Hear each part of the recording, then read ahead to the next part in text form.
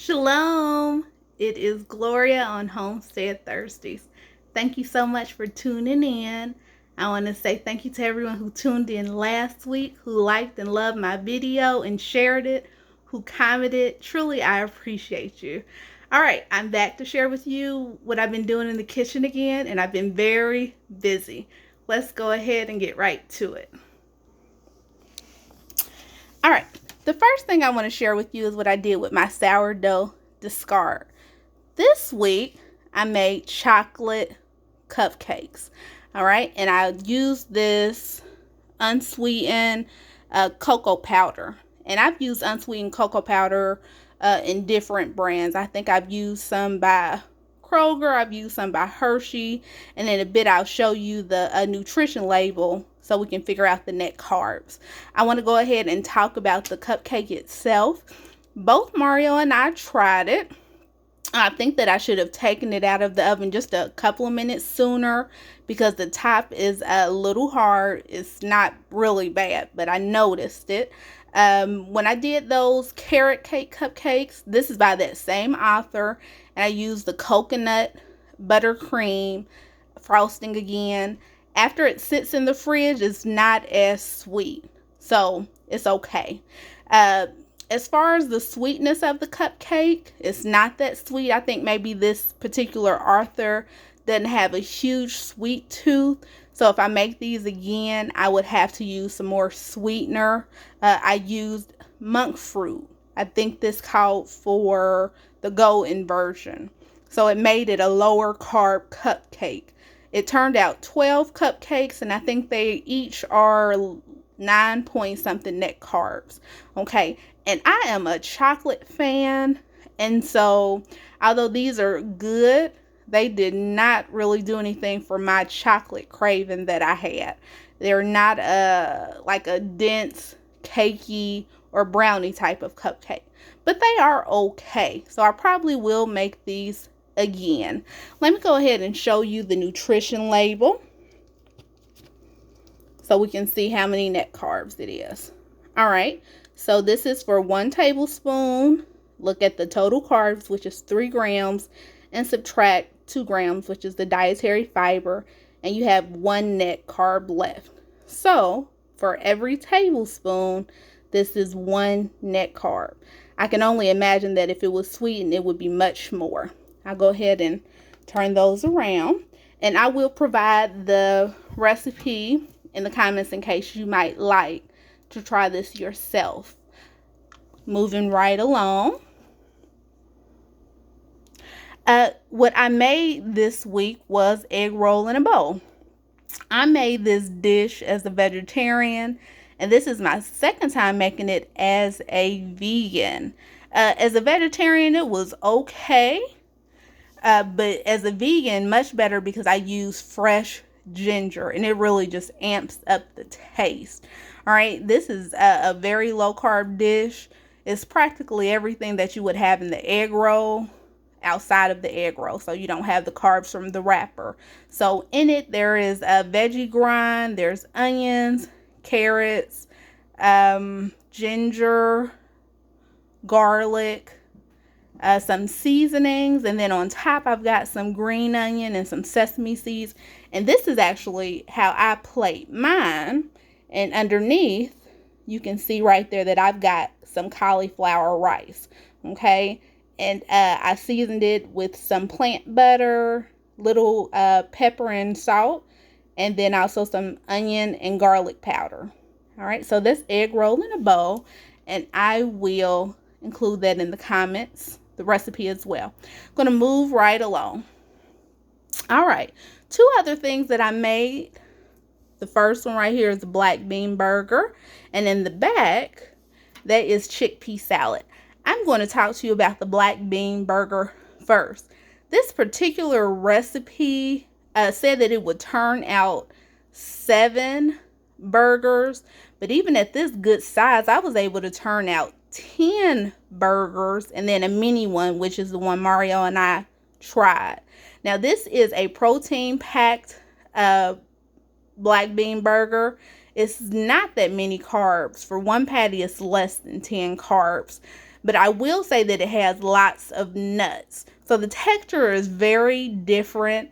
I'm used to a black burger being smooth. This is not that smooth, okay? You can still get all the crunch in it. Even though I did use the food processor, you can see it has oats, it has hemp seed, pumpkin seed. But I believe that when I try it on top of a sandwich bread with veggies, that it probably won't matter. I'll be able to taste all the veggies together and it will be okay. All right. In the back, I've got the chickpea salad. I have made this chickpea salad many times over the past 2.5 years since I haven't eaten meat. This time I did it just a little bit different because I put it in the food processor. Generally, I just take a mashed potato masher and mash it down. But this time, it was just taking too long, so I put it in the food processor. They do have chickpea salad recipes that are supposed to taste like mock tuna fish. This is not one of those. This tastes just like what it is, and it's really good. You have your chickpeas, you have your red onion, it has sunflower seeds, and it's just an all-around wonderful recipe. I love it on a sandwich with bread. I love it in a wrap. It's just very versatile. All right, so I'm going to go ahead and move along.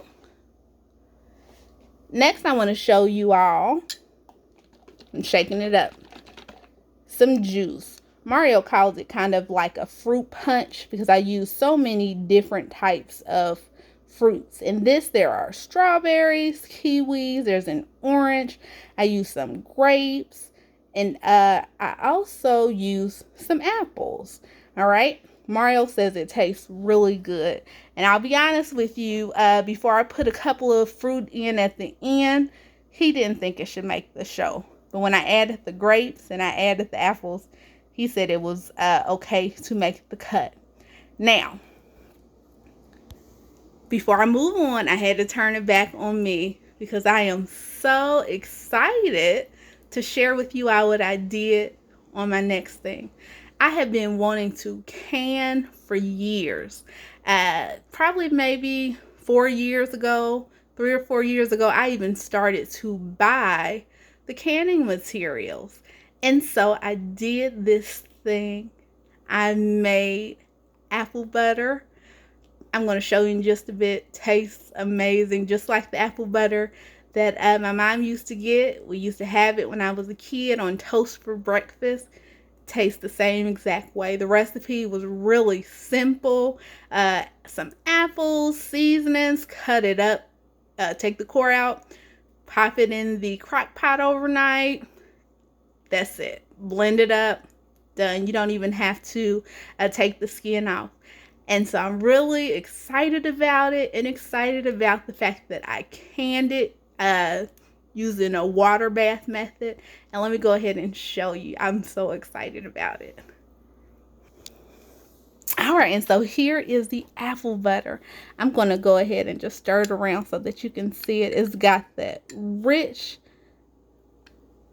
color to it. Oh, it smells amazing, tastes amazing. And here is my can. All right, and I was able to turn out 7 half pints, which is a cup. And out of the 7, 6 of them sealed properly. So I'm really excited. The one that didn't seal properly, I'm going to pop that in the fridge, and that will be the first one that opens. So let me go ahead and scoot these over so I can show you what I use to do my canning in the water bath. All right. So years ago, like I said, I had bought this, totally forgot about it, put it underneath the sink, forgot about it. And the first thing came with this little basket. It came with this book.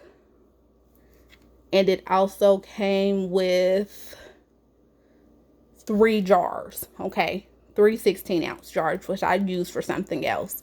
And then here, when this whole pandemic started, I got another help for canning, because I figured this was the time I'm at home, I can learn how to can.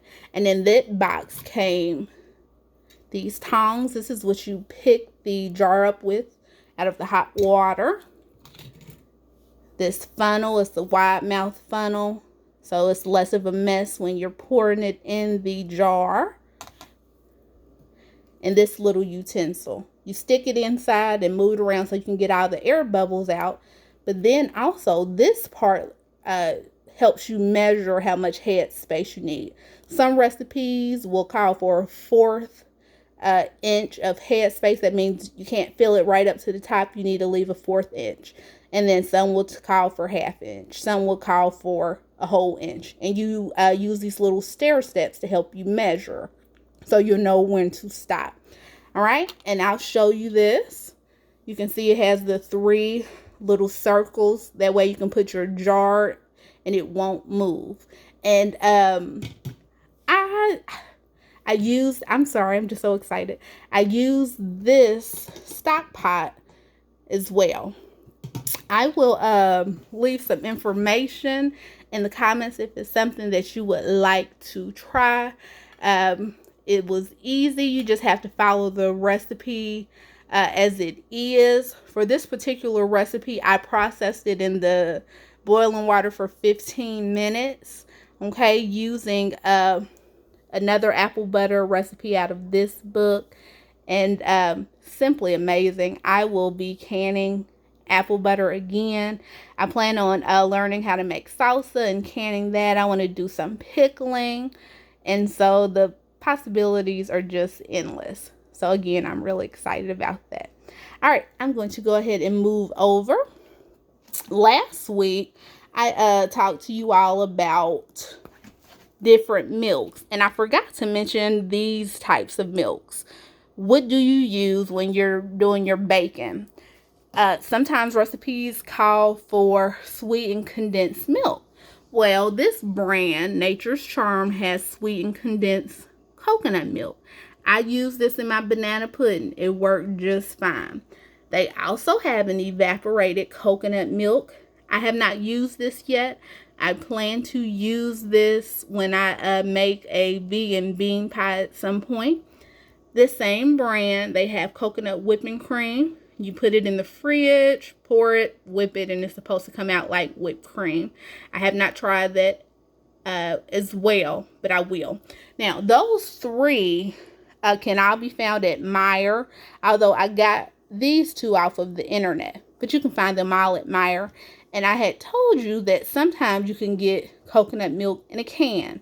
They have all different type of brands, okay? And you can also use that to make whipped cream.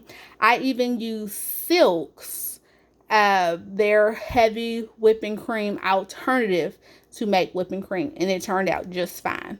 So I wanted to report back on those. And then the last thing that I'm going to be talking to you all about is low carb breads. Okay. This brand right here, Healthy Life, I have gotten this from Kroger. I've also gotten it from Walmart. It is low carb. This whole wheat bread, 2 slices, is 12 net carbs. On the hot dog buns, I think they're about 15 net carbs each. They also have hamburger buns that are about 15 net carbs. And on the bread, they have different flavors. They have honey wheat. They have white bread. So they have different varieties. And I have been using this since going low carb, so about 1.5 years now. And I also want to show you this bread. This is Sourdough. Okay, golden wheat. This is 3 net carbs per slice. Now this one does have egg. I did not buy this for me. I bought it for someone else. Okay, and I used to use this as a vegetarian. I was so sad to have to give it up because of the egg, but it's a good bread. I got it at Meijer. It is a little more expensive, but if you don't want a lot of carbs, it is a good option. There are all types of low carb breads. Aldi has a 0 net carb bread. I haven't tasted it. I believe they have a 0 carb bread that you can buy online, and they have sliced bread. They might have buns and hot dog buns, just several different things. I'll try to link some information in the comments. All right. And so that is me, Gloria, on Homestead Thursdays with you. Thank you so much for tuning in. I hope you enjoyed what you saw. Go ahead and like the video, love it, share it, and I will see you next week. Shalom.